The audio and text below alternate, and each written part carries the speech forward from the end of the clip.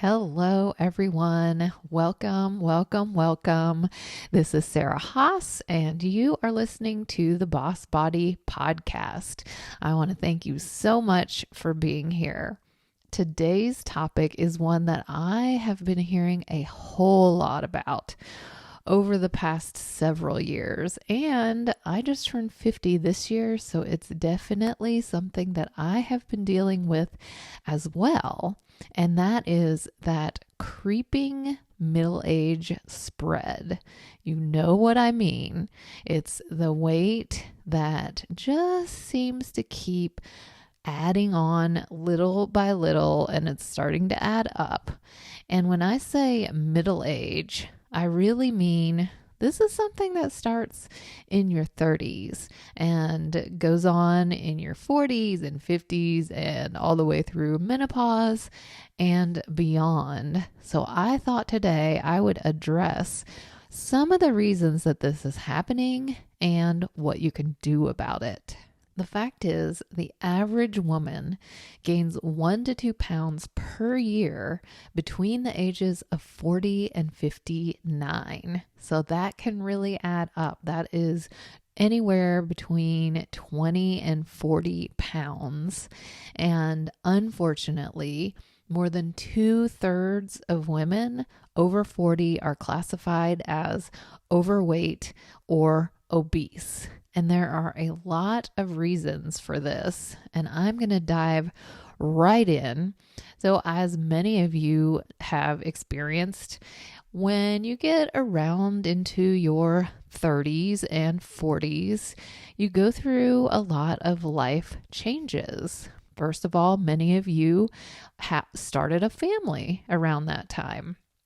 And you may have gained a little weight throughout your pregnancy. And then after the pregnancy, you have an infant and then a toddler to keep up with. And it's a whole lot harder to do your own self-care and to find time to cook healthy foods and to get to the gym. And then as your child gets older, you start having all these after school activities and homework and all that good stuff, carpool, and it just goes on and on. And the truth is we have less time for ourselves over that period.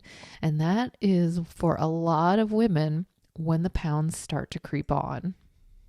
Not only that, but for a lot of us, that's when our career has really gotten going and things are in full swing.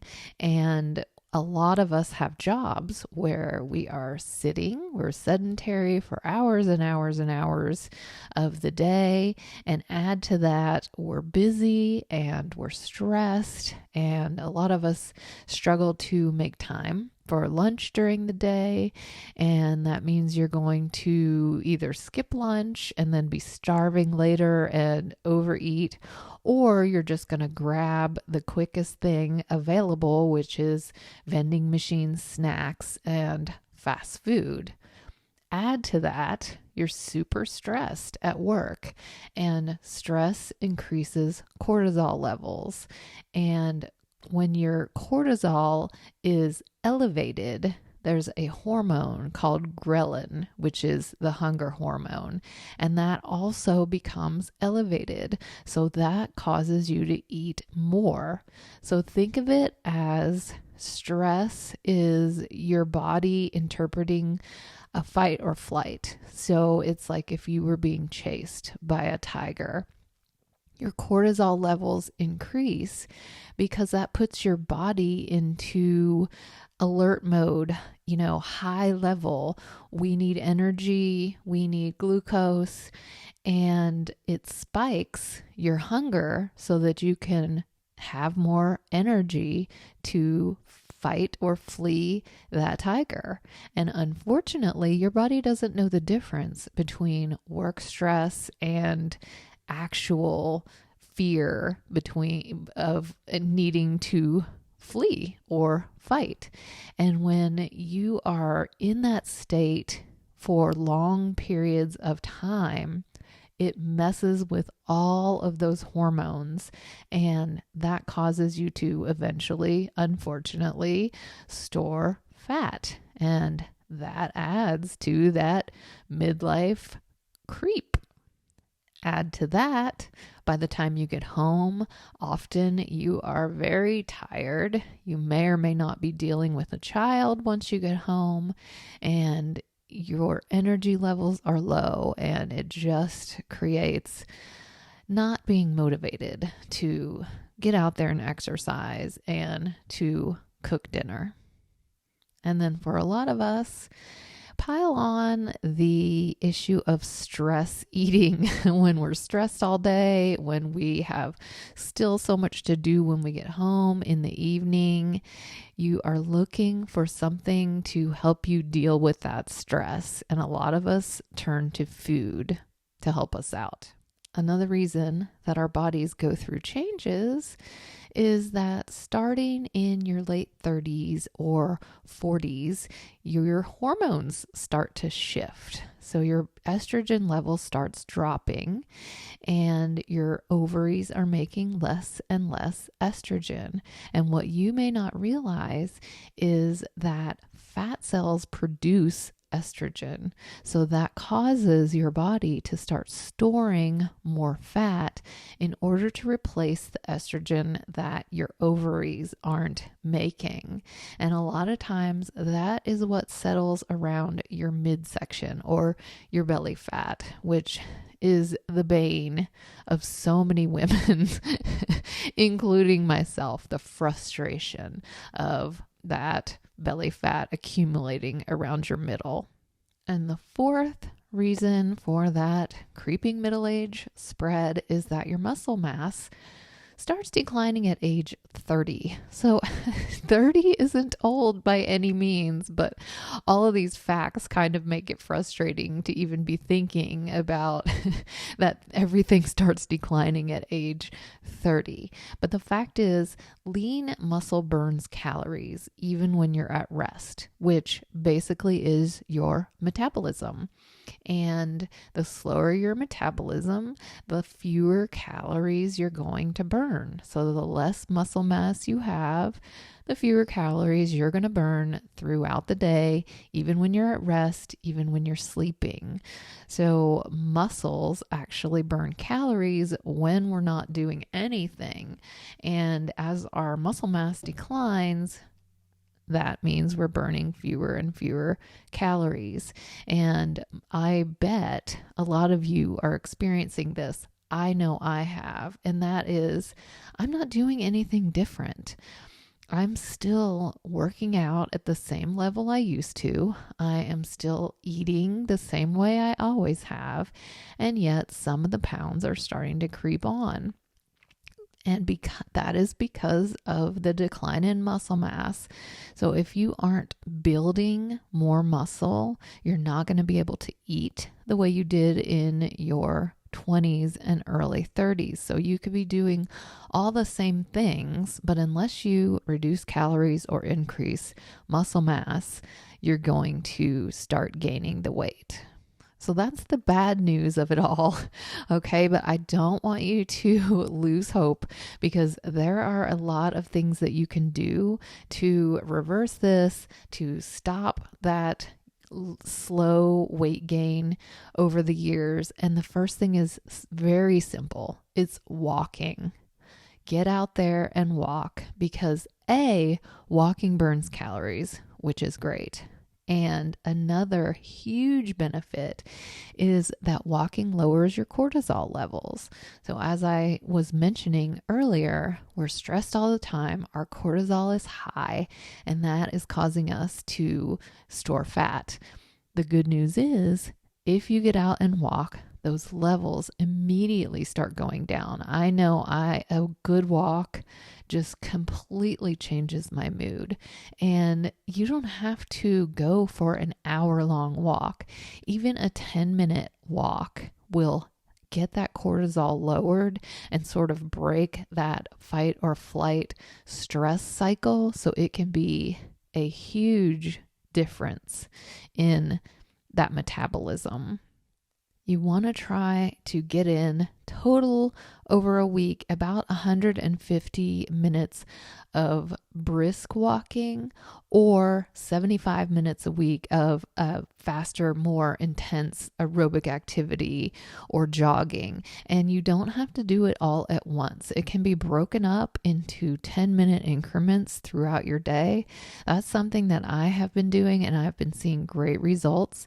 I take a break at least once midday, usually like right after lunch, and I do one lap around my block. I work from home, so I have the benefit of being able to go out and walk in my neighborhood.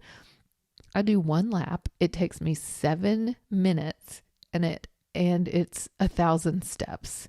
So just doing that little bit clears my mind, brings my stress level down, and gives me energy and motivation and that clear head to get back to work and be so much more effective and productive the rest of my day. And the next thing is strength training. When you are doing resistance training, aka lifting weights, you're building lean muscle mass and you are speeding up your metabolism. So as you're losing muscle mass, which I mentioned before, starts around age 30, it peaks and starts declining. You need to be adding in some strength training so that you can maintain and build that muscle. So aim to do some type of strength training workout twice a week. Another easy, simple thing you can do is keep yourself hydrated. So many of us are walking around all day dehydrated. We're not getting enough water. We forget we're in the zone. We're at work.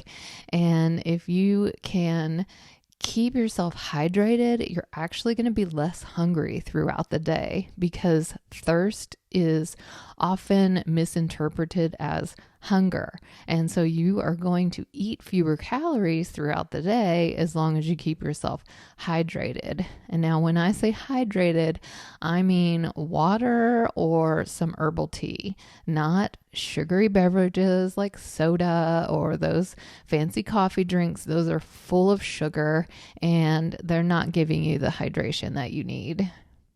And that brings me to the next issue, which is sugar. That's a huge one.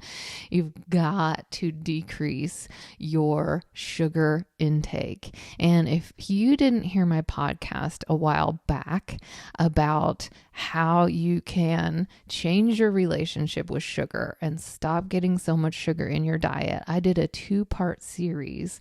So if you want to go back and listen to those past 2 episodes, those are going to give you a lot of help on getting some of that sugar out of your diet. The fact is, sugar immediately spikes your blood sugar. It immediately spikes your insulin. It leads to insulin resistance, which is type 2 diabetes.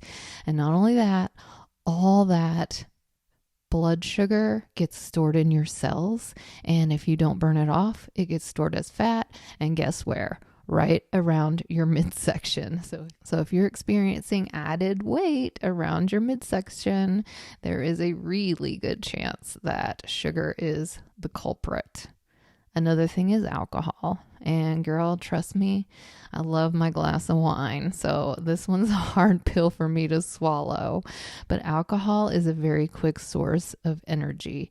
And if you're drinking alcohol, you are not burning fat because your body is using that alcohol as sugar and it's using that for your energy. And so all the fat that's in your fat cells is just sitting there waiting to get burned off at another time. And if you don't burn it off, guess what? It just sits there and it accumulates. So a good rule of thumb, I know you don't want to hear this, is 1 to 3 drinks per week at most, and absolutely no more than 1 drink per day. When I go to pour that glass of wine, I start thinking, all right, do I really want to undo the hard work that I've done today with eating well and with exercising and burning those calories? I really don't want to. It disrupts your metabolism. That's the fact. And if you just sort of think about it that way, it helps to be a little bit of a deterrent. Another big one that I see for a lot of people is not getting enough sleep. If you are getting less than 7 hours of sleep per night, that is going to add to your weight gain. Here's why. Number one, you don't wake up feeling energized. You're going to be less active. That's the fact. If you go to work and you use up all your energy there, you're not going to exercise after work. And the other thing is, when you are tired, your body is looking for energy, and the quickest source of energy is food, and especially sugar and those simple carbohydrates like crackers and potato chips and French fries and bread and pasta and all that good stuff.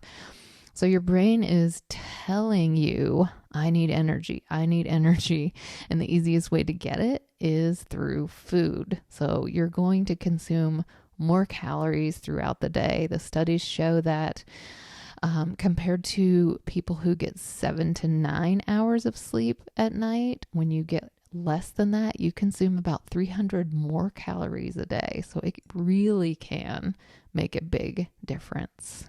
And the last one I want to mention is reducing stress. You have to find ways to reduce that stress. I mentioned walking earlier. That's a great one. Even just going outside and breathing some fresh air and getting grounded in nature, listening to the wind, listening to the birds, looking at the trees. That one is a super easy way. You can also take a minute to just do a quick deep breathing exercise. When you take big, deep breaths, your stress level immediately goes down. Your heart rate slows, your blood pressure slows, and your cortisol levels go down.